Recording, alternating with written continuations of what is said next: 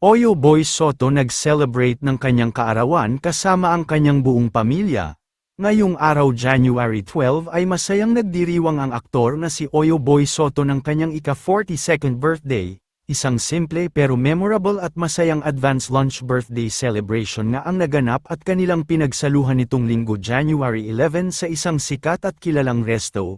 Mula sa official Instagram account ni Pauline Luna ay masaya nga nitong ipinasilip at ibinahagi sa publiko ang mga larawan sa naganap na lunch birthday celebration ni Oyo Soto kung saan ay makikita na kumpleto silang magkakapatid na sina Mayor Vico Soto, Danica, Paulina, Tali at si Baby Mochi. Present din syempre ang kanyang asawang si Christine Hermosa kasama ang kanilang mga minamahal na anak, maging ang kanyang ama na si Vic Soto ay present din sa kanyang kaarawan. Masayang-masaya naman si Oyo Soto dahil nakasama niyang mag-celebrate ang kanyang buong pamilya.